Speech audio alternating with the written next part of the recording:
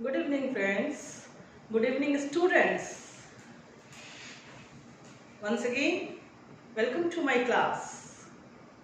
आओ अंग्रेजी सीखे in the platform of the Bihar Teachers History Makers. मेरा मोबाइल मेरी शिक्षा। चलिए फिर से एक बार स्वागत है आप सभी का मेरी कक्षा में। आओ ब्लॉग है आओ अंग्रेजी सीखे। तो हम लोगों ने क्या किया था पिछले क्लास में? What have we done in our previous class? In the previous class, we were learning about tense. हम लोग टेंस के बारे में पढ़ रहे थे और हम लोगों ने प्रेजेंट कंप्लीट भी किया था। बट आई थिंक कि मुझे ऐसा लगा कि टेंस के पहले मुझे आप लोगों को थोड़ा सेंटेंस के बारे में बताना चाहिए था, क्योंकि कहीं ना कहीं कुछ कंफ्यूजन क्रिएट हो सकता है अगर हम लोग सेंटेंस नहीं जानते हैं तो मैं प्रेजेंट टेंस के बारे में बता चुकी हूँ। इस बीच में मैं आप लोगों को सिंपल सेंटेंसेस के बारे में कुछ बताना चाहूँगी। Okay, in the today's class we will talk about simple sentences. What is the difference between simple present and what is the difference between simple present and present indefinite. तो चलिए मैं आप लोगों को बताती हूँ सिंपल सेंटेंसेस के बारे में। जैसा कि हम लोग सभी जानते हैं कि अगर हम लोग ग्रामर में अगर टेंस हम लोग सीखना चाहते हैं तो उसके पहले we have to come to know about simple sentence. Simple sentences क्या है, उसके बाद जब हम लोग सिंपल सेंटेंसेस के बारे में जान जाएंगे तो फिर हम लोग आगे बढ़ के टेंस के बारे में जानेंगे। What is tense? टेंस के बारे में जानने के बाद हम लोग ऑक्सिलरी वर्ब के बारे में जानेंगे, मॉडल्स के बारे में जानेंगे कि मॉडल्स क्या है, हेल्पिंग वर्ब क्या है, ऑक्सिलरी वर्ब क्या है, ठीक है। और देन आफ्टर फिर हम लोग जानेंगे कि वॉइस के बारे में कि पैसिव वॉइस में कैसे बनाया जाता है, एक्टिव से पैसिव कैसे किया जाता है या पैसिव से एक्टिव कैसे किया जाता है। तो इस तरह से हम लोग स्टेप बाय स्टेप ग्रामर को सीखेंगे। We will learn about tense, sentences, tense, auxiliary verbs, models and active to passive voice. Okay, तो चलिए we will learn about simple sentences today. What is simple sentence? सबसे पहले मैं आप लोगों को बता दूं कि टेंस और सिंपल सेंटेंसेस में फर्क क्या है। सिंपल सेंटेंसेस जो हैं वो उसमें भी पार्ट होता है, प्रेजेंट, पास्ट एंड फ्यूचर, तीनों पार्ट होता है। लेकिन सिंपल सेंटेंसेस में सब्जेक्ट जो है वो कोई काम नहीं करता है और टेंस में सब्जेक्ट के द्वारा कार्य करने को दिखाया जाता है। सब्जेक्ट टेंस में सब्जेक्ट जो है वो एक्शन करेगा ही, अगर एक्शन नहीं करता है तो वो टेंस का पार्ट ही नहीं है। तो और सिंपल सेंटेंसेस में सब्जेक्ट के द्वारा काम नहीं किया जाता है, वो सेंटेंस ही सिंपल होता है। चलिए इसी के बारे में मैं आप लोगों को डिस्क्राइब करने जा रही हूँ। आइए आप लोग देखिए काम। तो सबसे पहले हम लोग देखेंगे कि यहाँ देखिए मैंने क्या लिखा है। What is there? Simple sentences. Okay, simple sentences है जिसमें क्या बताया जा रहा है। इसका डिस्क्रिप्शन मैंने क्या लिखा है? No action by the subject, मतलब कि सब्जेक्ट के द्वारा कोई भी एक्शन नहीं किया जाता है, वो सिंपल सेंटेंसेस के अंतर्गत आता है। तो हम लोग जैसे कि कुछ उदाहरण लेंगे इसका कि सिंपल सेंटेंसेस में कौन कौन से उदाहरण हो सकते हैं। जैसे कि मैं खेल रहा हूँ, ये कौन सा उदाहरण है बताइए? Which type of example this is? तो ये टेंस का एग्जाम्पल है, क्योंकि मैं, यहाँ जो सब्जेक्ट है मैं, वह कोई काम कर रहा है। कौन सा काम कर रहा है? वह खेल रहा है। तो खेलना जो है यहाँ पे आपका एक्शन है, क्रिया है। तो ये प्रेजेंट कॉन्टिन्यूअस टेंस के अंदर आता है। टेंस के सेंटेंसेस में किसी भी काम को करने के बारे में बताया जाता है, जबकि सिंपल सेंटेंसेस में सब्जेक्ट के द्वारा कोई काम नहीं किया जा रहा है, वह बताया जाता है। जैसे कि राहुल एक अच्छा लड़का है। हाँ, जैसे हम लोग एक एग्जाम्पल लेंगे, we will take an example.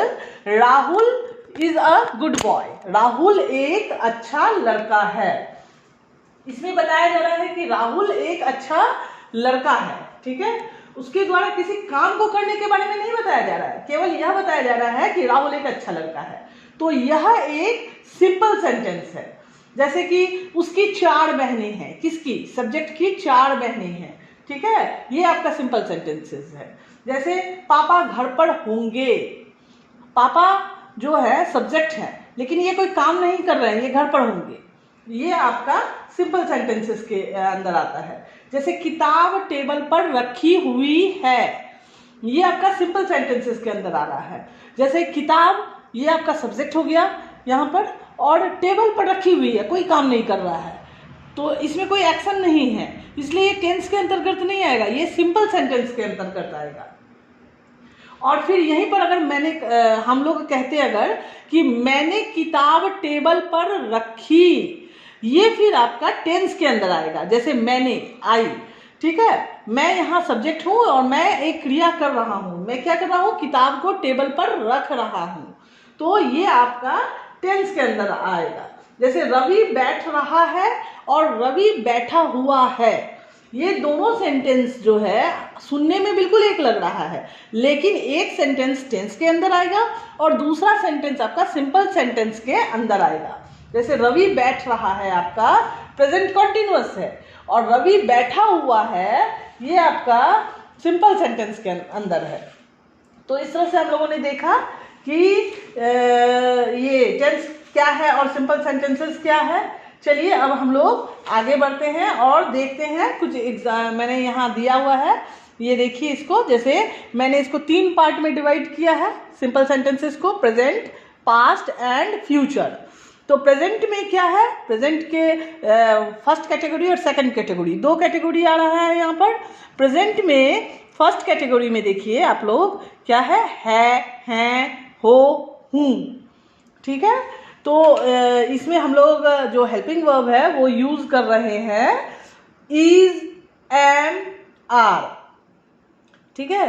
तो जैसे एग्जाम्पल है, जैसे राहुल एक अच्छा लड़का है, हाँ, वह घर पर है, मैं स्कूल में हूँ, ये सारा आपका प्रेजेंट सिंपल सेंटेंसेस के अंदर आता है। इसमें हम लोग ऑक्सिलरी वर्ब लगाते हैं, हेल्पिंग वर्ब लगाते हैं इज, एम या आर, ठीक है। और जब हम इसको निगेटिव बनाएंगे अगर, तो ये हो जाएगा is not, am not, are not, okay. ये तो आपका फर्स्ट कैटेगरी था। सेकंड कैटेगरी में देखिए कि ये भी प्रेजेंट में ही है। सेकंड कैटेगरी में देखिए जैसे कि हम लोगों ने लिखा पास है, में है, भाई बहन है, ठीक है। जैसे मेरे पास एक किताब है, मेरे पास एक किताब है, आई हैव ए बुक, हाँ। या इस मार्कर में इंक है, यानी मार्कर के अंदर इंक है, ठीक है। या अलमारी में कपड़े हैं, या उसके 2 भाई हैं। ये यहाँ आपका कौन सा वर्ब यूज होगा, हैज़ या हैव, ओके। और जब हम इसको और हम लोग तो सभी जानते हैं कि singular number, third person singular number के साथ हैज़ और बाकी सब के सब्जेक्ट के साथ हैव यूज होता है, ठीक है। इसका जब हम निगेटिव बनाएंगे तो डज नॉट हैव और डू नॉट हैव यूज होगा। यहाँ आप लोग पूछ सकते हैं कि जब हैज़ है तो यहाँ हैव क्यों यूज़ हुआ। तो ये हम लोग बता सकते हैं कि यहाँ आपके हेल्पिंग वर्ब में जब एक हेल्पिंग वर्ब ऑलरेडी है उसके साथ आप हैज़ यूज़ नहीं कर सकते हैं, उसके साथ आपका हैव ही यूज़ होगा। चलिए आगे बढ़ते हैं हम लोग। अब हम लोग आते हैं पास्ट में। जैसा कि हम लोग पास्ट में जानते हैं कि था, थे, थी यूज़ होता है, ठीक है। तो जैसे कि वह घर में था, या फिर मेरे पास एक किताब थी, तो इस तरह से सेंटेंस है। और बाकी जैसे वे लोग जा रहे थे, ये कौन सा सेंटेंस हो गया आपका। आप लोग सेंटेंस को खुद भी अब अपने से ही भी उसको थोड़ा सा वॉच करके आप लोग देख सकते हैं कि कौन सा सेंटेंस किसके अंदर आता है, सिंपल के अंदर क्या आता है, या प्रेजेंट पास्ट के अंदर, टेंस के अंदर कौन सा सेंटेंस आता है। जैसे कि वह घर में था, यह एक सिंपल सेंटेंस है। और जहाँ अगर एक से अधिक है तो आपका वर्ड यूज होगा वहाँ पर, और जहाँ निगेटिव है उसके साथ वॉज नॉट और वर्ड नॉट ये यूज करेंगे हम लोग। इसकी भी 2 कैटेगरी है, जैसे कि पास था, ठीक है, पास था या में था, हाँ वह मेरे पास था, इस तरह से। और उसमें हम लोग जो पास था या में था, इसमें हम लोग यहाँ हैड यूज़ करते हैं। और जब हम इसका निगेटिव बनाएंगे तो उसमें यूज़ हो जाएगा डिड नॉट हैव। तो ये आपका सेम प्रोसेस में चलेगा। जो हमने प्रेजेंट यूज़ किया वहाँ आप लोग डज और डू यूज़ किए, और पास्ट में जो है हम लोगों ने डिड यूज़ किया, ठीक है। अब हम लोग आते हैं फ्यूचर में। फ्यूचर में होगा, होगी, होंगे, और उसका जो ऑक्सिलरी वर्ब यूज़ होगा वो है विल बी। विल के साथ बी लग जाएगा, ठीक है।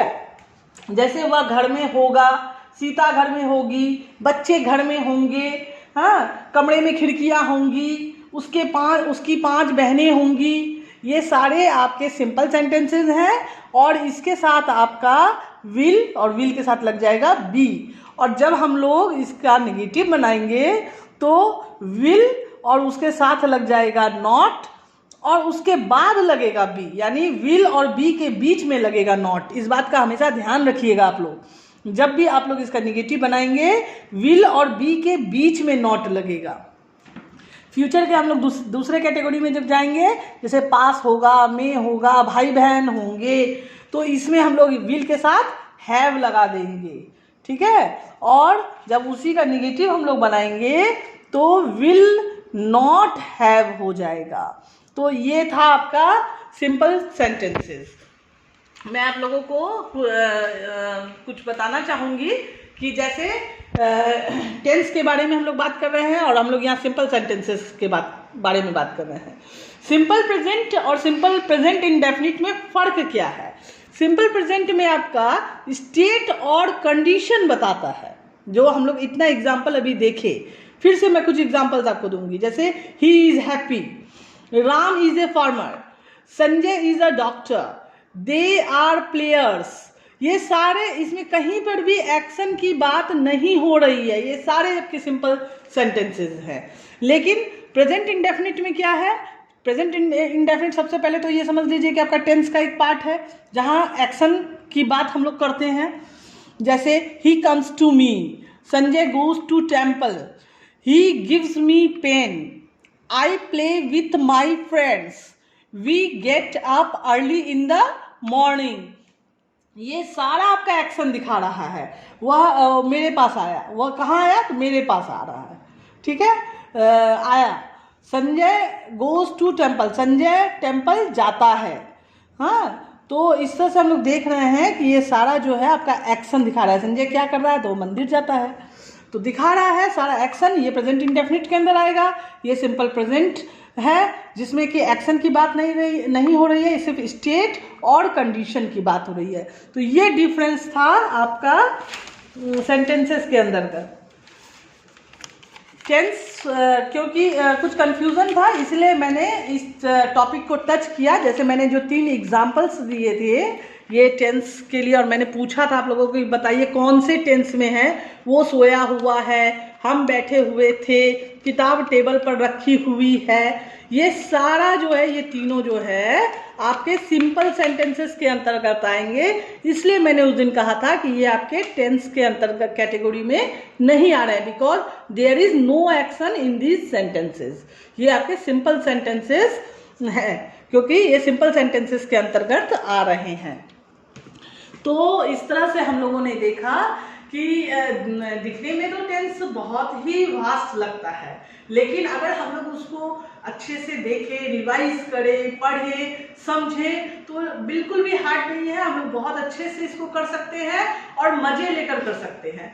So students, enjoy everything, enjoy your reading, enjoy your learning। उसको बोझ लेकर काम मत करिए किसी भी चीज को, और किसी भी चीज के पक्ष और विपक्ष दोनों तरफ आप देखिए कि यहाँ ऐसा क्यों हुआ और ऐसा यहाँ क्यों हुआ, तो आपको सारी बातें समझ में आ जाएगी। सो मैंने इसलिए इसको क्लियर किया कि मैंने 3 एग्जाम्पल्स दिए थे, और उस एग्जाम्पल्स को क्लियर करना मेरे लिए जरूरी था। Okay, so in the next class now we will learn about past tense. Till then, bye bye, take care.